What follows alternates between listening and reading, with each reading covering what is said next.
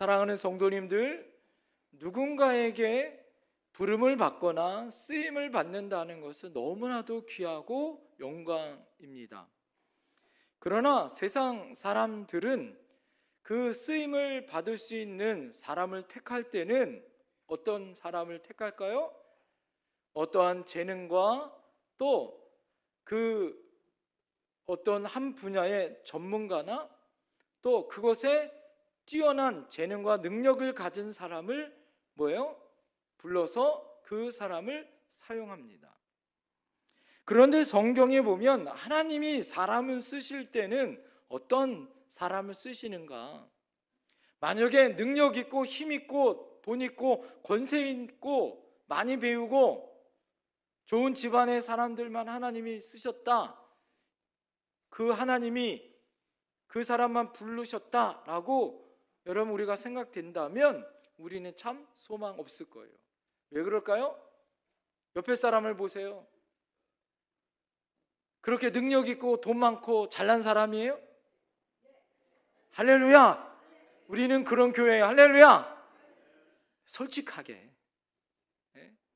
우리가 보면, 우리 면면을 살펴보면 그러지 못한 거죠. 많이 못 배우고 많이 없고 부족한 그런 실수투성이요, 또 능력 없고 그런 연약한, 그런 실패밖에 없는 무능한 연약한 사람들일 수밖에 없다라는 거예요.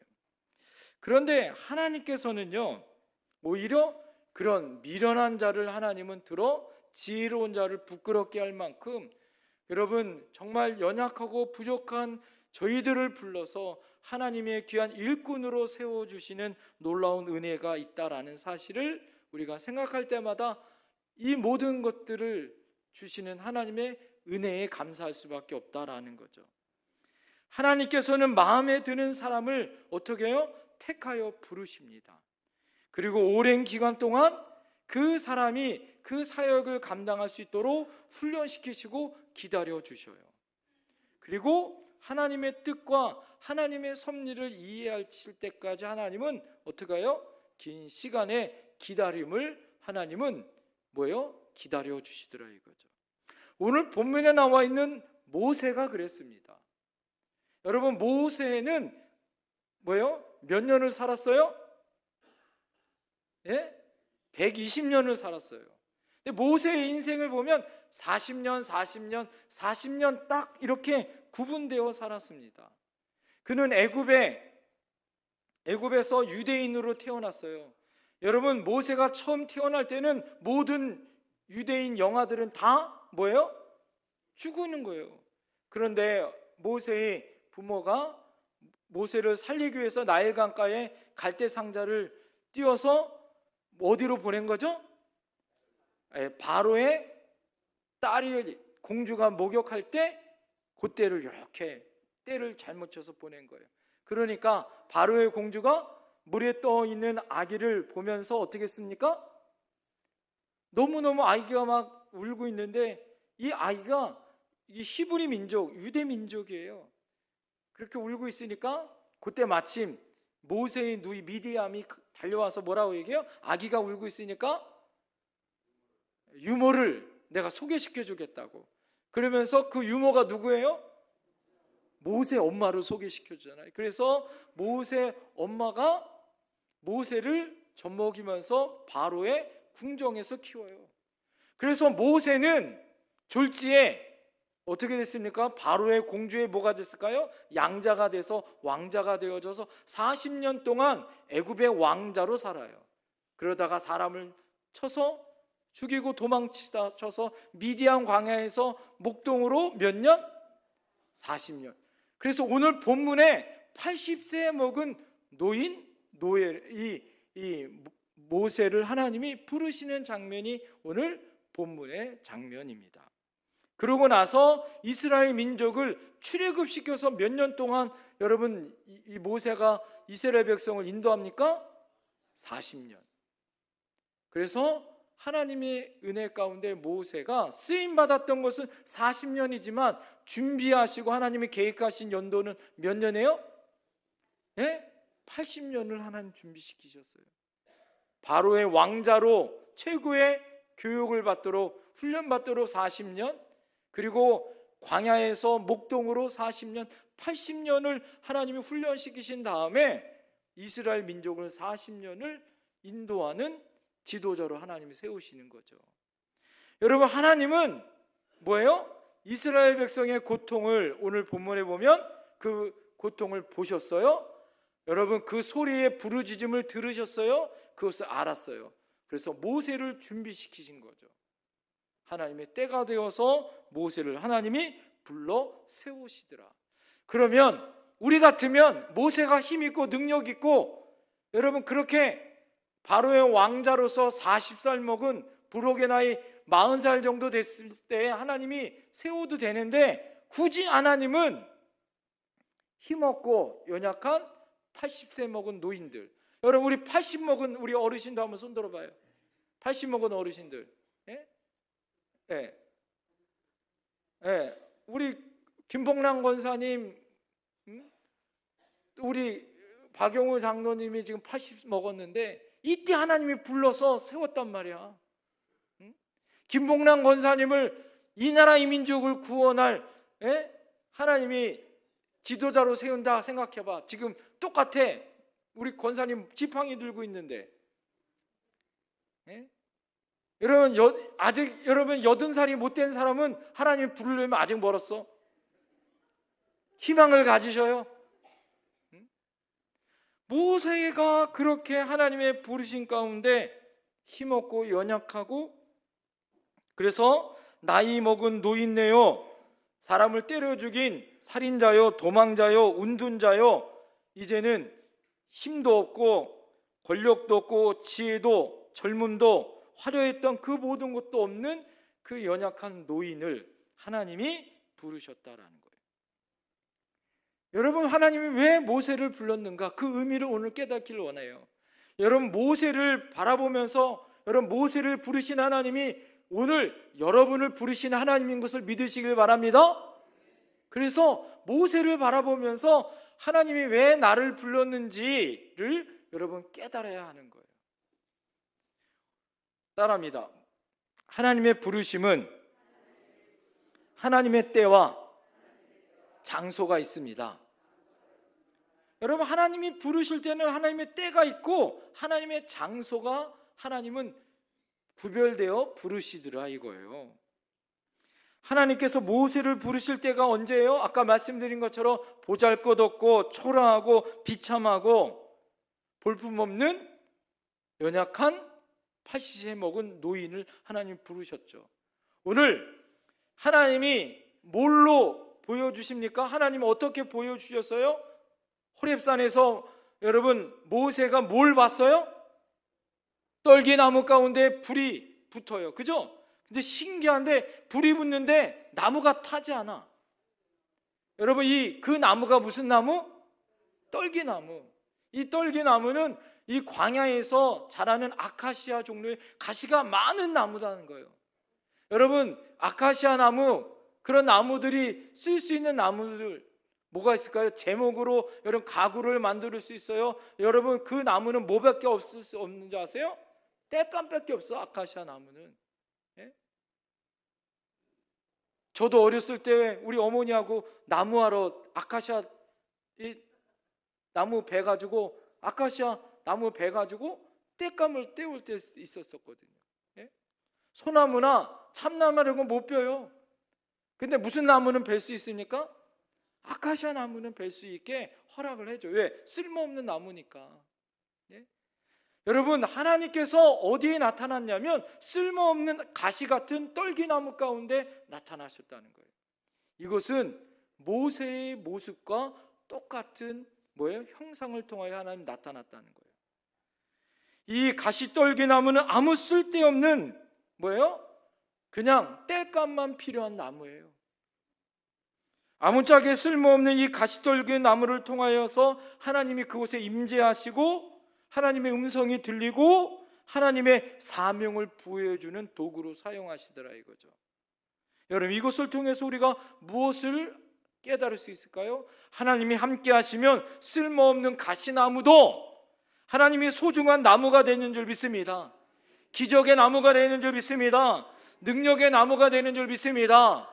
오늘 80 먹은 노인네, 아무 싹에 쓸모없다라고 생각했던 이제는 모든 사람들에게 잊혀진 그 모세를 하나님이 어떻게 불렀어요?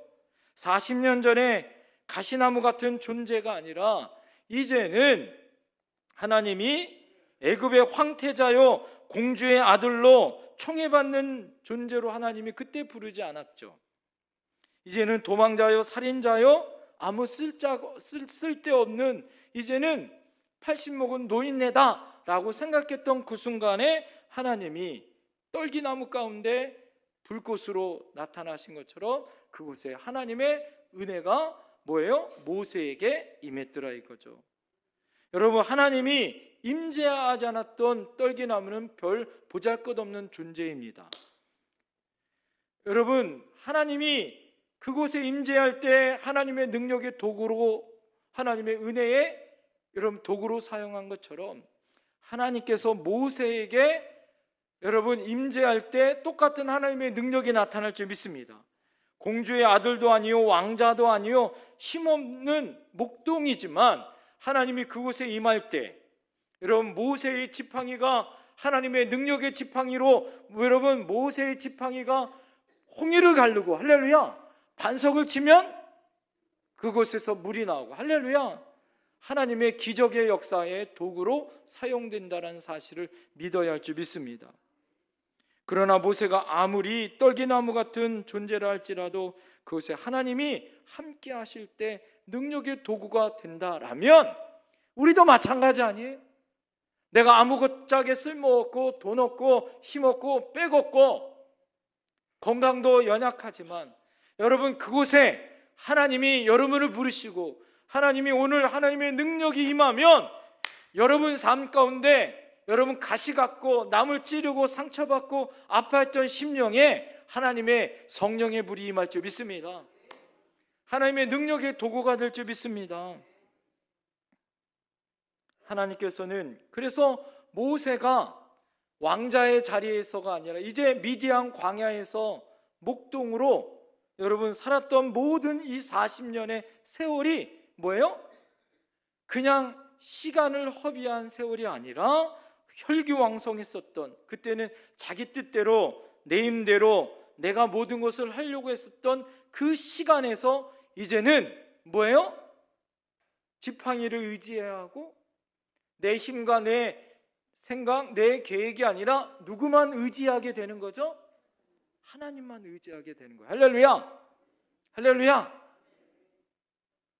우리 김봉란 권사님, 우리 박영효, 우리 김영효 권사님, 또 우리 박장로님 80 먹으시니까 깨달아지는 게 뭐예요? 내 힘대로 된다 안 된다? 내 힘대로 안 되는 걸 아는 거죠 이제. 네? 그럴 때 하나님이 뭐예요? 하나님의 도구로 사용하신다는 거예요. 하나님의 일은 그래서 하나님의 시간이 있다는 거예요. 네? 그 시간은 어떤 사람은 1년일 수 있어요. 그 훈련이 어떤 사람은 3년, 5년, 10년일 수 있어요. 할렐루야. 그것은 누구의 시간이죠? 하나님의 시간일 수 있더라. 그래서 여러분 빨리 그것을 통과하셔야 돼요. 할렐루야. 나의 연단의 과정을 빨리 통과해야 할 줄 믿습니다. 이스라엘 백성 또한 그 연단의 과정을 모세처럼 40년 광야 생활을 통과한 이후에 가나안 땅에 들어갔잖아요. 여러분 모세에게 필요했던 시간은 아까 말씀드린 것처럼 바로의 궁정에서 40년, 미디안 광야에서 목동으로 40년, 그래서 80년, 오히려 80년의 세월을 하나님은 뭐예요? 훈련시키시고 연단했다는 거예요. 여러분 하나님의 시간은 두 가지의 개념이 있어요. 따라합니다. 크로노스의 시간, 카이로스의 시간. 시간의 개념은 두 가지입니다. 크로노스라는 것은 물리적인 시간이에요. 여러분 하루가 몇 시간이죠? 24시간. 네? 그죠? 여러분 24시간이라는 이 물리적인 시간들 우리가 1분은 60초 지나잖아요. 그죠? 이 우리가 부여된 똑같은 물리적인 시간들, 이 모든 시간을 우리는 크로노스의 시간을 보내요. 그러나 이 모든 시간 안에 하나님이 개입하는 시간이 있어요. 그 시간을 카이로스라고 이야기해요. 따릅니다. 카이로스의 시간. 우리가 오늘 하루를 지나지만 여러분, 오늘 이렇게 하나님 앞에 구별받아서 우리가 10시 50분서부터 하나님 앞에 찬양하고 거의 12시가 다 될 때까지 하나님 앞에 이렇게 시간을 구별하여 하나님 앞에 예배드리는 시간을 카이로스, 하나님께 구별하여 하나님이 개입하는 시간. 할렐루야. 여러분 인생에서 그냥 물리적인 70년, 80년의 세월을 보내길 원하세요? 아니면 하나님이 개입하여 하나님과 함께하여 하나님과 보내는 이 카이로스의 시간을 보내고 싶습니까? 여러분, 하나님이 개입하시고 하나님이 함께하시는 카이로스의 시간을 보내셔야 할 줄 믿습니다. 모세는 80세에 하나님이 그렇게 불러서 카이로스의 시간을 보내신 거예요. 40년 동안 하루도 빼놓지 않고 하나님이 모세와 함께한 거죠. 여러분이 예수님을 믿는 그 순간부터 여러분의 시간은 크로노스의 시간에서 하나님이 개입하는 카이로스의 시간으로 바뀐 줄 믿습니다. 시간의 주관자, 예수님을 만나고 이제는 여러분의 인생이 여러분의 인생이 아니라 하나님이 개입하는 때요, 하나님이 주관하는 여러분 시간인 것을 믿으셔야 할 줄 믿습니다. 그래서 여러분의 시간이 여러분의 시간이 아니라 누구의 시간이 돼야 돼요? 하나님의 시간이 돼야 돼요. 그래서 내가 밥을 먹어도 누구의 영광을 위하여? 여러분이 직업을 위해서도 누구의 영광을 위하여? 하나님의 영광을 위하여. 말을 할 때도 누구처럼? 예수님처럼, 하나님처럼 말하는 것은 여러분 교만한 거고, 그죠? 예수님처럼. 여러분 성경에 보면 그래서 어떻게 합니까? 하나님께서 자신의 자리에서 최선을 다하는 사람을 쓰시더라. 여러분 오늘 잘 보세요. 하나님의 시간을 우리가 사용했다면 그럼 하나님을 만나는 장소가 어디였는가? 여러분, 이 모세는 미디안 광야 40년 동안 뭐 했어요? 목동했어요. 목동. 양치기 목동은 무엇을 따라다니는 사람입니까? 양이 푸른 초장을, 풀이 많은 곳을 쫓아다녀요. 쉴 만한 물가를 쫓아다닙니다. 이리저리 풀이 많고 물이 있는 곳이라면 이 광야지대에 있는 그 넓은 초원을 이런 방방곡곡 40년 동안 다 다녔던 사람이야. 아마 호렙산에도, 오늘 본문에 나오는 호렙산에도 몇 번이나 왔을 것입니다. 그죠? 산과 골짜 다 왔을 거예요. 그러나 오늘은 특별해요. 왜 특별할까요? 갑자기 떨기나무에 불이 붙은 모습을 보고 거기서 하나님의 음성을 그가 들어요. 여러분, 오늘 양을 치는 목동이었기 때문에 그는 평상시에, 따라합니다.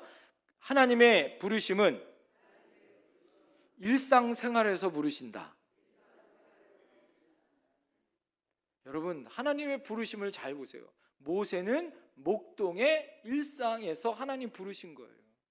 하나님의 때에. 우리가 참 오해하는 것이 있어요. 그것이 무엇이냐면 하나님의 일을 하기 위해서는 우리가 기도원에 가고 금식을 하고 그런 준비하는 자세는 너무나도 좋지만 하나님은 대부분 그때 부르시는 것이 아니라 그때는 하나님 앞에 더 치밀하게, 더 계획적으로 하나님을 깊이 만나기 위해서도 여러분 기도원을 가거나 금식하면서 여러분 하나님께 구별하여 때와 장소를 구별하여 그렇게 드리지만 대부분 하나님의 부르심은 성경에 있는 모든 역사의 현장을 바라보면 언제 불러요? 일상생활에서 부르시더라 이거죠. 사랑하는 성도님들, 특별한 장소가 아니에요. 특별한 계시가 아닙니다. 다음 주에 이제는 구약과 신약을 제가 부르심에 대한 설교를 할 텐데 다음 주에는 예수님의 제자들의 부르심이에요.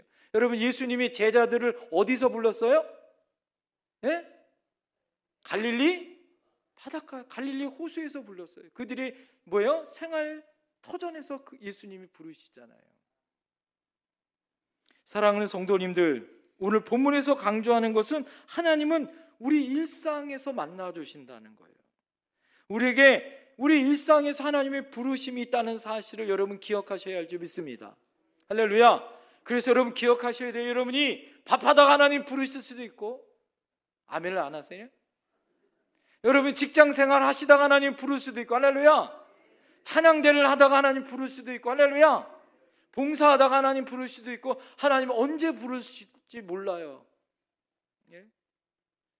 하나님의 특별한 부르심의 장소는 뭐예요? 일상의 자리다라는 거죠. 우리의 매일의 생활의 가정과 일터와 예배드리는 우리 교회에서 하나님이 여러분을 부르신다는 사실을 믿어야 할 줄 믿습니다.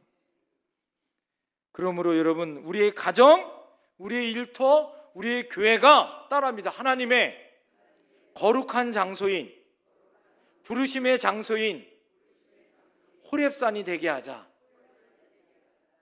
할렐루야. 그래서 하나님의 부르심의 장소가 되어야 되는 거예요. 할렐루야. 그 장소로 갈 때마다 가슴이 뛰잖아요. 나 예수님을 이곳에서 만났는데, 여러분의 첫사랑이 여러분 어디서 시작됐는지, 예수님을 만났던 그 장소 여러분 기억하잖아요. 그죠? 하나님이 여러분을 만나 주셨던 그 장소, 여러분 그것을 기억하라는 거예요.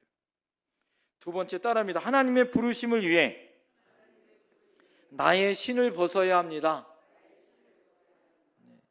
모세를 찾아오신 하나님은 특별한 명령을 내려요. 5절 말씀 다 같이 한번 읽어보겠습니다. 다 같이 본문 5절 시작. 하나님이 이르시되 이리로 가까이 오지 말라. 내가 선 곳은 거룩한 땅이니 내 발에서 신을 벗으라. 할렐루야. 오늘 하나님이 모세에게 떨기나무 가운데 여러분 음성이 들리는데, 하나님이 이 땅은 거룩하니 내 신을 벗으라 라고 하나님이 말씀하시는 거예요. 여러분, 신을 벗는다라는 것은 몇 가지 의미가 있는데, 첫 번째 의미는 따라합니다. 나는 하나님의 종입니다. 예. 왜 그러냐면 여러분, 하나님의 종 노예는 당시에 신발을 신고 다녔을까요? 벗었을까요? 벗었다라는 거예요. 여러분, 노예와 종은 신발을 벗고 주인을 엎드려 경배하는 여러분 그런 사람들이 노예요 종이더라 이거죠. 당시의 노예는 신을 신고 다니지 않았습니다. 그래서 어떻게 해요? 노예는, 종은 주인이 맡긴 일에 전부 순종해야 돼요. 자기의 권리가 없어요. 예? 노예는 자기의 주장이 없습니다. 주인이 시키면 뭐예요? 그것이 옳은 일이든 싫은 일이든 하기 싫은 일이든 순종해야 돼요? 안 해야 돼요? 순종해야 돼요. 권리가 없어요. 노예는 무조건 순종만 하는 거예요. 오늘 하나님이 뭐예요? 모세를 종으로 불렀어요. 하나님의 부르심의 종으로 불렀습니다. 그는 무엇이든지 뭐만 있어야 되는 거죠? 예만 있어야 되는, 일스만 있어야 되는 거예요. 왜? 하나님의 종이기 때문에. 그래서 신을 벗으라는 거예요. 이 신약으로 넘어오면 일꾼이라는 말이 있죠. 일꾼이라는 말. 일꾼이란 말은 두 가지 말이 합성어입니다. 아래서라는 말과 이 노젓는 자라는 말이 합성어예요. 그래서 이 말을 헬라어로 말하면은 헤프레테스라고 얘기해요. 따라합니다. 헤페레테스. 이 단어는 저 배 밑에서 노를 젓는 자라는 뜻이 그 안에 있어요. 예? 헤페레테스는 옛날에 여러분 그 시대에는 이 로마가 노예를 잡으면 배에다가 착고를 쳐요. 도망가지 못하게. 그러고 난 다음에 뭐예요? 북을 치면 노예들이 뭐예요? 이 노를 줬습니다. 당시에는 무슨 어떤 원동력 기계가 없었기 때문에 다 손으로 지어야 됐어요. 오른쪽 왼쪽 이 북소리에 따라서 짓습니다. 근데 노예들은 앉아서 어디로 가는지 방향을 알까요 모를까요? 깜깜하게 몰라요. 그냥 배밑창에서 죽어라 뭐만 하는 거예요? 노만 져요. 그런데 이 전투함에서 노를 짓는 노예들은 이 전투함이 전투를 하다가 부서지고 여러분 불이 나면 다리에 착고가 닫혀 있기 때문에 노예들은 전함에서 불타거나 침몰될 때 뭐예요? 노예들도 같이 죽는 거예요. 이게 당시의 종이에요. 노예예요. 헤페레트에서 하나님의 일꾼은 뭐예요? 하나님의 부르심으로 하나님의 교회에 부름받은 뭐예요? 노젓는 자예요. 노젓는 자. 어디로 가는지 알지 못하여 그러나 뱀이창에서 죽어라 순종하여 노져져요. 그러다가 배가 침몰하면, 여러분 교회가 침몰하면 모든 성도들 같이 뭐 하는 거예요? 죽는 게 일꾼이다 이거예요. 노젓는 자의 사명이에요.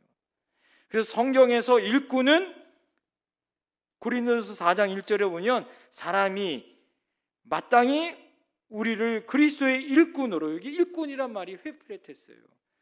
하나님의 비밀을 맡은 자로 여길지어다.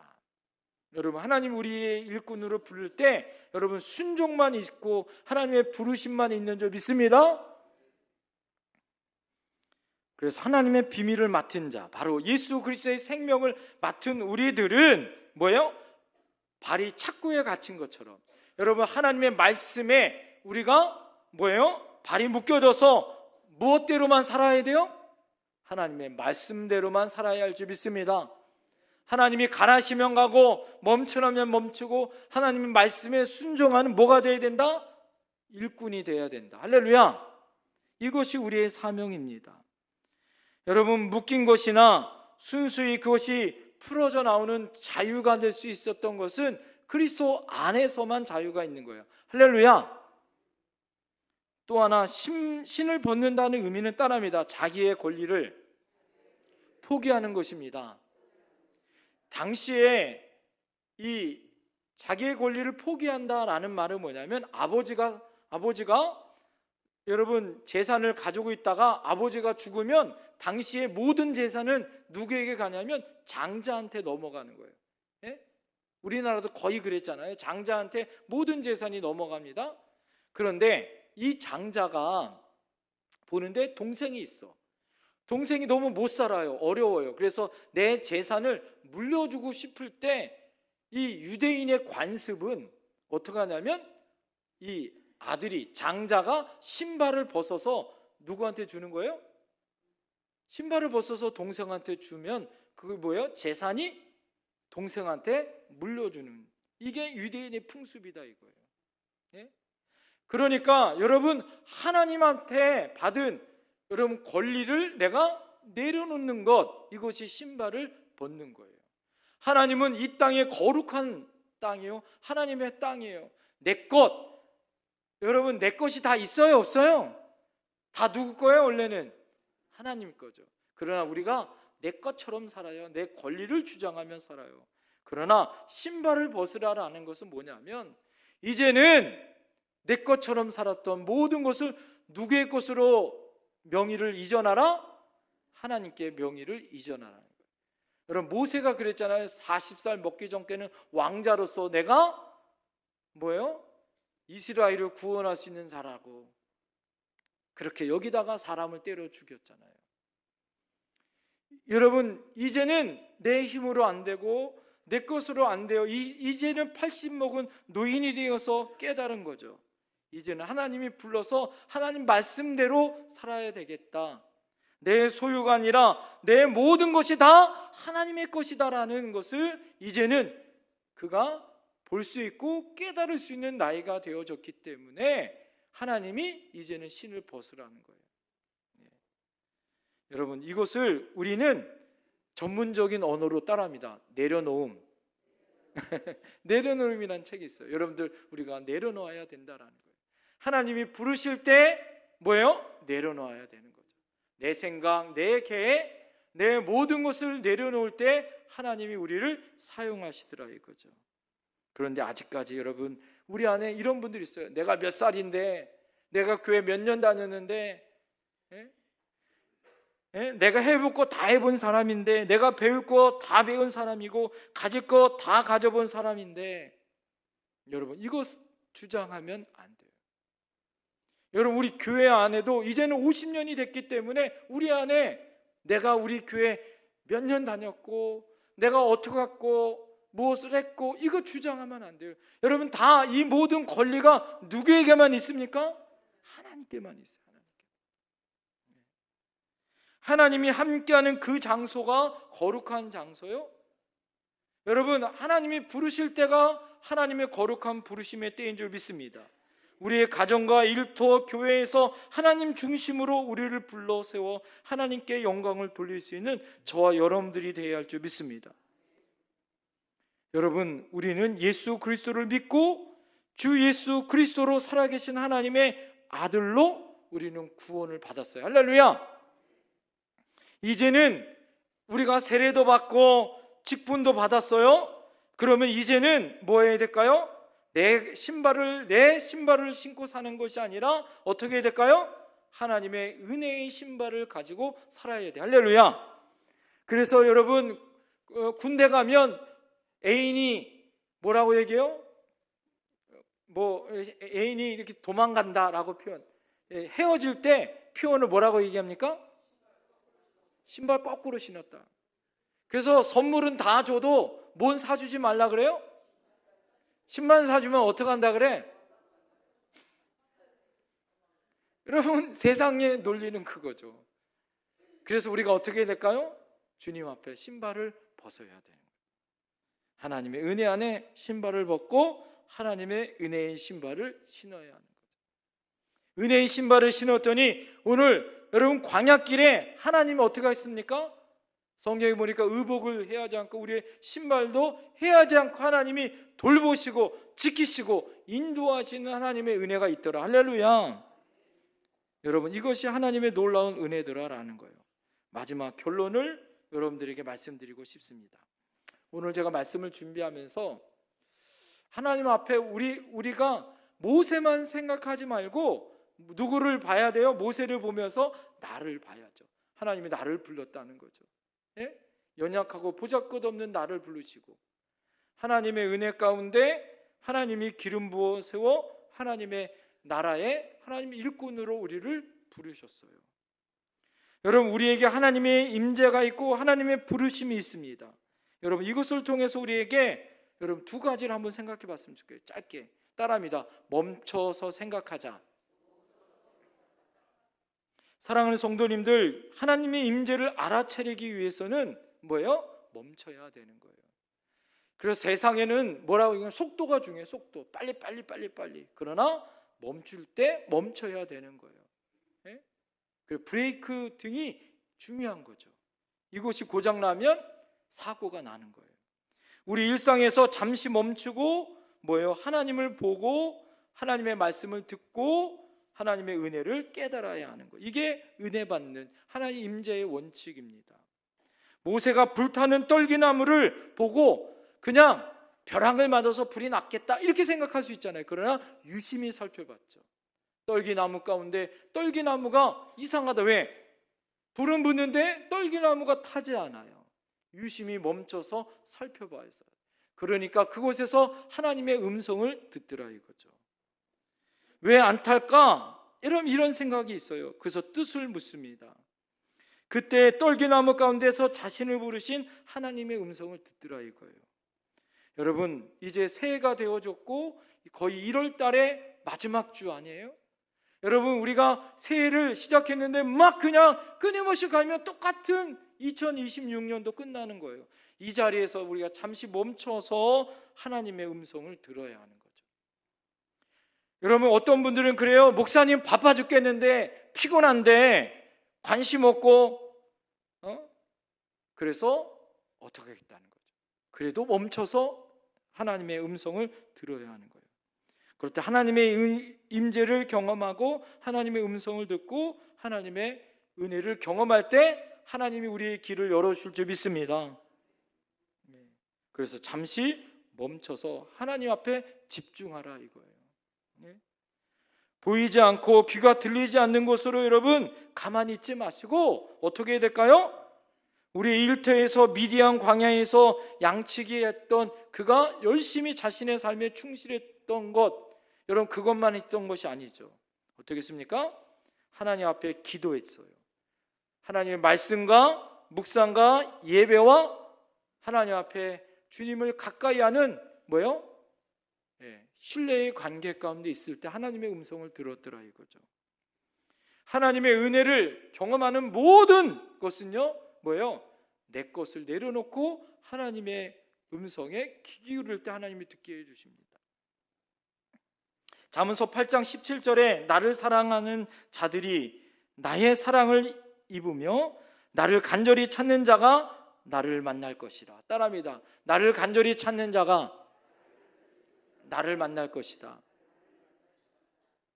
여러분, 하나님 앞에 멈춰서 하나님을 간절히 찾아 기도합시다. 말씀에 집중합시다. 할렐루야. 하나님께 예배합시다. 할렐루야. 그럴 때 하나님이 우리에게 뭐예요? 기대하는 마음을 주세요. 꿈을 주세요. 할렐루야. 너가 미디안 광야에서 그냥 앉아서 죽은 인생이 아니야. 너는 오늘 10절에 보면 뭐라고 얘기합니까? 이 백성을 구원하여 바로에게 갈 하나님의 지도자로 민족을 구원할 하나님의 소명을 그에게 주시더라 이거예요. 우리가 모세처럼 흠이지고 쓸모없었던 우리 삶 가운데 살 수 있어요. 그때 하나님이 따라합니다. 우리를 부르십니다. 우리 인생의 쓴맛을 보면서 살아가는 사람들, 삶의 의미를 잃어버리고 하루하루 살아가는 이들, 나이 들어 쓸쓸하게 살아가는 이 땅의 어르신들, 하나님 없이 세상만을 동경하는 우리들의 자녀들, 아이들을 키우는 이 땅의 부모들, 하나님 없이 세상을 이해하는 많은 과학자들, 자신의 지위와 안위를 생각하는 이 땅의 많은 정치인들, 작은 교회에서 묵묵히 그럼에도 불구하고 그 하나님의 음성을 듣기 위하여 몸부림치며 기도하고 하나님 앞에 부르짖는 주의 종들. 여러분, 중요한 게 뭘까요? 하나님의 임재를 느끼기 위하여 멈추고 그것을 하나님의 소망으로 받아들여야 해요. 하나님의 음성을 들어야 돼요. 할렐루야.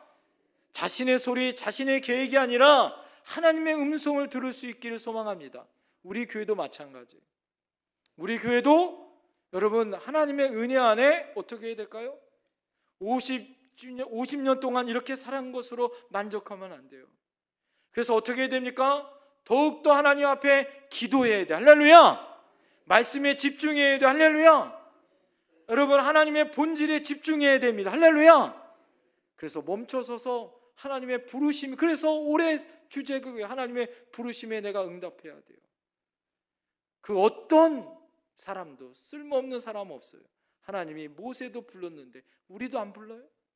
옆에 사람에게 고백합시다. 하나님이 당신을 부르십니다. 그 부르심에 응답합시다. 그럴 때 하나님이 모세처럼 위대하게 쓰실 줄 믿습니다. 우리 교회도 하나님이 위대하게 쓰실 줄 믿습니다. 통일의 세대로 다음 세대를 위하여 하나님이 귀하게 쓰실 줄 믿습니다. 여러분이 역사의 주인공으로 모세처럼 하나님이 여러분의 가정을 살리고 이 나라 이 민족을 살리고 하나님의 영광에 하나님의 일꾼으로 쓰실 줄 믿습니다. 여러분은 모세 같은 위대한 하나님의 영도자인 줄 믿습니다. 기도하겠습니다.